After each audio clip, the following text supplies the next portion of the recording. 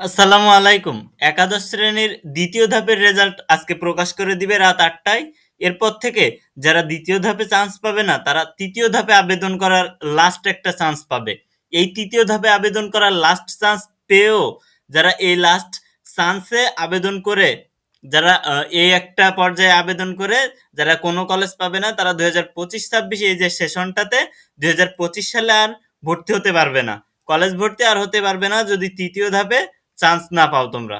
ওকে, তাহলে আমাদের এমন ভাবে তৃতীয় ধাপে আবেদন করতে হবে যাতে করে তোমরা চান্স পাও। ঠিক আছে, সেজন্য তোমাকে কলেজ এমন ভাবে সিলেক্ট করতে হবে। দেখো, তোমার রেজাল্টের উপর ভিত্তি করে তোমার কলেজ দেওয়া হয়। সুতরাং তোমার রেজাল্ট যেমন, তোমার রেজাল্ট যদি খুব ভালো হয়ে থাকে তাহলে খুব ভালো পর্যায়ের কলেজগুলোতে আবেদন করা যাবে, কিন্তু যাদের রেজাল্ট খারাপ তাদের কিন্তু এই দ্বিতীয় তৃতীয় ধাপ লেগে যায়। ঠিক আছে, তো তোমাদের যেহেতু রেজাল্ট খারাপ, তোমরা কি করবে, তৃতীয় ধাপে এসে তোমরা মফস্বল এরিয়ার যে কোনো একটা কলেজ চয়েস দিবে।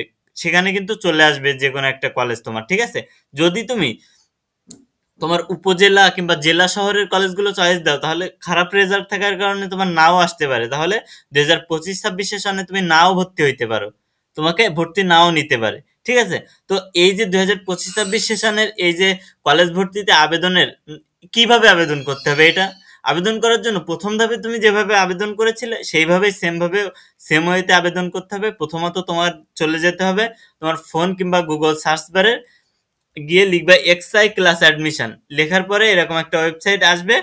আসার পরে দেখো, আমি যদি এটা লিখে সার্চ দিই তাহলে এরকম একটা ওয়েবসাইট আসবে। আসলে দেখো এখানে লগ ইন করতে বলছে। এখন লগ ইনে ক্লিক করলে তোমাকে একটা ইউজার আইডি দিতে বলবে। ইউজার আইডি দিলে তোমার ওইখানে ইউজার আইডি দিতে বলবে আর পাসওয়ার্ড দিতে বলবে। বললে তুমি ওইখানে কিন্তু খুব সহজেই প্রবেশ করতে পারবে।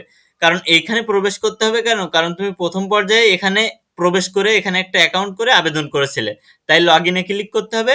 করার পরে তোমার দেখো এরকম তোমাদের ড্যাশবোর্ড আসবে। ড্যাশবোর্ড আসার পরে এরকম কয়েকটা মেনু থাকবে। বাম পাশে ড্যাশবোর্ডে কয়েকটা মেনু থাকবে, আমার প্রোফাইল, কলেজ অনুসন্ধান, নির্বাচন, আবেদন দেখুন, এরকম কিছু অপশন আসবে। এখন নির্বাচন নির্বাচন অপশনে গিয়ে কিন্তু এখানে দেখা যাবে তুমি কোনো কলেজে নির্বাচিত হয়েছো কি হও নাই। ঠিক আছে, যেহেতু তুমি কোনো কলেজে নির্বাচনে হও নাই, সেহেতু তোমাদের কোথায় কি করতে হবে জানো, এই যে আবেদন না, এই আবেদনে ক্লিক করতে হবে। আবেদনে ক্লিক করার পর আবেদন আপডেট করুন এখানে ক্লিক করতে হবে।